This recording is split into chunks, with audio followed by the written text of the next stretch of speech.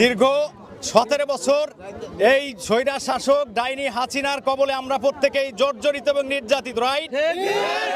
সেই ক্ষেত্রে দীর্ঘ 17 বছর যাবৎ এই ইন্ডিয়ার তাবেদারি সরকার আমাদেরকে নির্যাতিত নিষ্পেষিত করে রেখেছে বন্দীভাবে। আমরা সেই বন্দী জীবন থেকে মুক্ত পেয়েছি সাময়িক, এখনো আমরা পুরোপুরি মুক্ত হতে পারিনি। দেশকে আমরা এখনো স্বৈরা শাসন মুক্ত করতে পারিনি।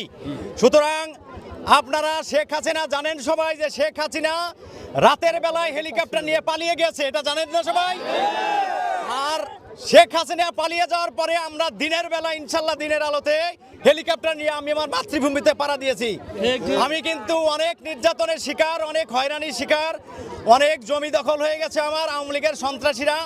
আপনারা সতর্ক থাকবেন, এখনো আওয়ামী লীগের লেসপাঞ্চার যারা আছে তাদের থেকে সতর্ক থাকবেন। এই ঈদে জামা জুতো অ্যাক্সেসরিজের ডিসকাউন্ট।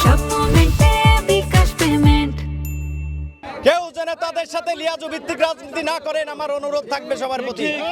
সবাই আমরা ঐক্যবদ্ধ হয়ে কাজ করব দলের স্বার্থে। আমাদের নেতা তারেক রহমান, দেশনেত্রী খালেদা জিয়া, তারেক জিয়া এবং আমাদের স্থানীয় যারা আছেন নেতৃবৃন্দ, সবাইকে আমি শ্রদ্ধা জানাই।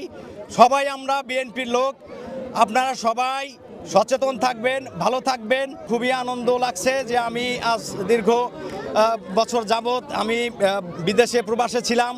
আমি অ্যাকচুয়ালি হাসিনা না পালাইলে এদেশে আমার আসার মতো আর স্কোপ ছিল না। আমি আওয়ামী লীগের নির্যাতিতের কারণে আমি আসতে পারিনি এবং আসতে পারতামও না। কোশ্চিনকালেও যদি আওয়ামী লীগ না যেত আমি আসতে পারতাম না, কারণ আমি শেখ হাসিনা বিরোধী অনেক স্লোগান আন্দোলন আমাদের ওয়াশিংটন ডিসি, নিউ ইয়র্কে প্রত্যেকটা জায়গায় আমি ছিলাম, লন্ডনে সব জায়গায় আমার অবস্থান ছিল। হয়তো অনেকে মিডিয়া যারা অনলাইনে কাজ করেন তারা দেখে থাকবেন।